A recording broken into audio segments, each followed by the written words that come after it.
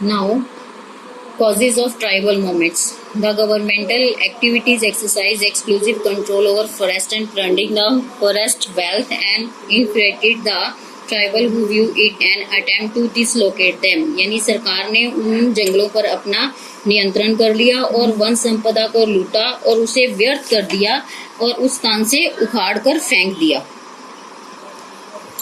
The activity of Christian missionaries were also objected by some of the tribal society. यानी ईसाई मिशनरियों का जो समाज के लोगों के द्वारा विरोध किया गया. The introduction of the various kind of law was perceived as imposition of foreign culture by the tribal. अलग अलग कानून बनाए गए और उन्हें ट्राइबल लोगों पर थोपा गया. The religion movements and the other socio-cultural reform introduced by the British were also unacceptable in many tribal society. कई धार्मिक आंदोलन और दूसरे सामाजिक सुधार किए गए, लेकिन ट्राइबल समाज यानी आदिवासी समाज को यह मंजूर नहीं था.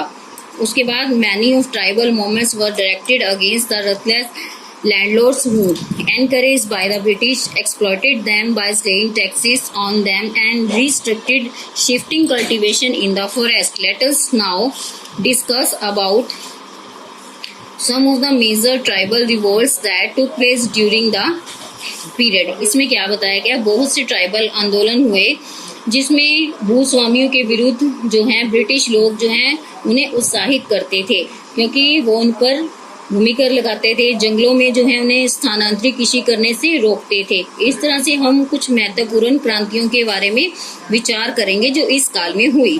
Now Ho and Kol uprising in 1820 the Ho tribal of Chota Nagpur in Bihar rose in rebellion against the British rulers and local moneylenders and zamindar. The establishment of the British authority in the area had led to dislocation in the socio-economic living pattern of the Ho people. A large number of Hindu, Muslim and Sikh trader and moneylender had come to settle among them. Their land were being bought by these outsiders through contracts enforced by the court of law. Widespread discontent ensued among the Ho. The first Ho uprising of 1820 was suppressed by the British, but the Ho rose again in 1821. This time they were well organized and strong enough to besiege the fort of Chinepur. Gradually the entire colon area come under their control. Zamindar and the Raja of Prast appealed to the British for help and Ho uprising was recklessly crushed. इसमें क्या बताया गया है कि 1820 में जो है बिहार में ब्रिटिश शासन तथा मनी लैंडर और जमींदारों के विरुद्ध क्रांति की, क्योंकि ब्रिटिश शासन की स्थापना से उनके सामाजिक और आर्थिक जीवन में जो है बहुत ही हलचल मच गई थी और बहुत बड़ी संख्या में बाहर से हिंदू, मुस्लिम, सिख जो हैं वहीं आकर बसने लगे थे और उनकी जो सारी भूमि पर है उन बाहरी लोगों का अधिकार हो गया था. इससे हो समुदाय के लोगों के मन में रोष उत्पन्न हो गया कि ये तो हमारी भूमि पर अधिकार करते जा रहे हैं. अब उन्होंने क्या किया, विरोध करना शुरू कर दिया और वे उन लोगों के मन में ब्रिटिश लोगों के विरुद्ध भी विद्रोह फूट पड़ा और दोबारा हो समुदाय में 1821 में विद्रोह फूटा और यही समय था उन्होंने चीनापुर के किले को काफी मजबूत बना लिया और इस तरह से वहां पर उन्हें अपने नियंत्रण में करना चाहते थे. इसलिए जमींदार और राजाओं ने अपनी सहायता के लिए अंग्रेजों से प्रार्थना की ताकि इस विद्रोह को कुचल दिया जाए. 19वीं शताब्दी में छोटा नागपुर में कई अशांत विद्रोह भी हुए. द छोटा Nagpur area remain the centre of turbulence uprising throughout the 19th century. The Oregon and other tribal community rebelled in 1820, 32 and 1819. The Cole organized a rebellion in the 1831-32 which was directed mainly against government officer and private money lender. ये विद्रोह भी हुए जो कि money lender यानी कि भूमि स्वामियों के विरुद्ध थे. The Mahajan extracted 70% of more interest in many coals were bonded for life. इस तरह से जो महाजन थे उन पे जो है उनके पैसे जो देते थे उन पर 70% ब्याज लगाते थे और उन्हें बंधुआ मजदूर बनाकर रखते थे सारे जीवन के लिए.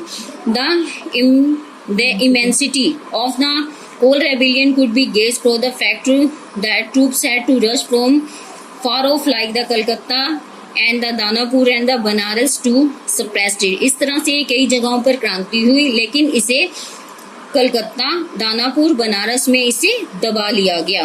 Now Santhal uprising.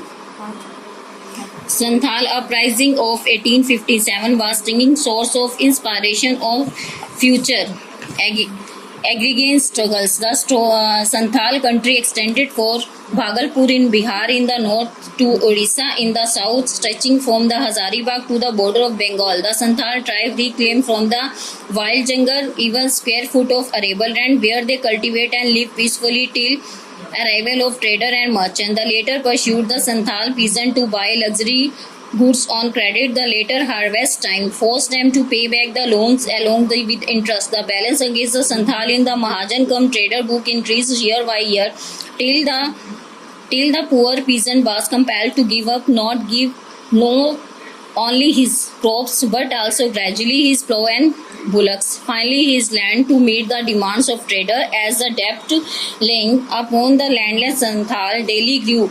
Many were reduced to bond slave, pledging their future and descendant to service of their creditor family। यानी कि संथाल फैमिली, संथाल्स में भी जो विद्रोह हुआ, संथाल में 1855 से लेकर 1857 तक जो है विद्रोह होने लगा। कई जगहों पर विद्रोह हुआ, जो कि संथाल में जो है भागलपुर और नॉर्थ उड़ीसा में ये विद्रोह शुरू हो गया, और इसी तरह से उत्तर में उड़ीसा, हजारीबाग, बंगाल में फैल गया। संथाल जो ट्राइबल थे वो कृषि योग्य भूमि पर दावा करते थे, जहाँ पे कृषि करते थे और वो शांतिपूर्वक जीवन जीते थे, और बाद में जो है किसान जो है ऐशो आराम की वस्तुएं खरीदते थे तथा फसलों की कटाई के समय ब्याज के साथ उन्हें वापस करते थे। यानी उनके ऊपर वो जो पैसा लेते थे वो ब्याज के ऊपर लेते थे। बाद में जब फसल की कटाई का समय होता था तो उससे पैसे को उन्हें महाजन को वापस देना पड़ता था। इस तरह से जो महाजन है दिन प्रतिदिन वो ब्याज बढ़ाता जाता था। इससे गरीब लोग जो हैं, गरीब मजदूरों को मजबूर किया जाता था कि वे अपनी फसल के साथ साथ हल और बैल भी बेच दें, और अंत में उनकी भूमि से व्यापारियों की मांग को पूरा किया जाता था। व्यापारी लोग जो हैं उनकी भूमि पर अपना अधिकार कर लेते थे। संथाल लोगों का कर्जा दिन प्रतिदिन बढ़ता जाता था, उनके पास भूमि नहीं होती थी, और कई जो दास थे उनको बंधुआ मजदूर बना लिया जाता था। उसके बाद जो है उनको बंधुआ मजदूर बना लिया जाता था, और भविष्य में उनके जो परिवार को है, जो जिन लोगों ने उनका पैसा देना होता था, ऋण देना होता था, उनको बंधक बना लिया जाता था। The leader of Santhal rebellion were two brothers Sidhu and Kanhu of Bhagnadihi. Organized on a vast scale, this rebellion swept across the entire Santhal Pargana from Bihar to Odisha. The rebellion was finally crushed by British troops. About 10,000 rebels perished in the unequal fight between the tribal armed with bows and arrows on one side, the soldiers equipped with firearms on the other। इस तरह से जो है Santhal rebellion में दो भाई थे जिन्होंने इस राजद्रोह में बड़े पैमाने पर विद्रोह किया, और उन्होंने बढ़ चढ़कर भाग लिया। ये बिहार से लेके उड़ीसा तक था। अंत में इस विद्रोह को कुचल दिया गया। इसमें 10,000 विद्रोही थे। एक तरफ तो विद्रोही थे उनके पास तीर कमान था, और दूसरे तरफ जो विद्रोही थे यानी कि जो लड़ने वाले सैनिक थे उनके पास अग्नि शस्त्र थे।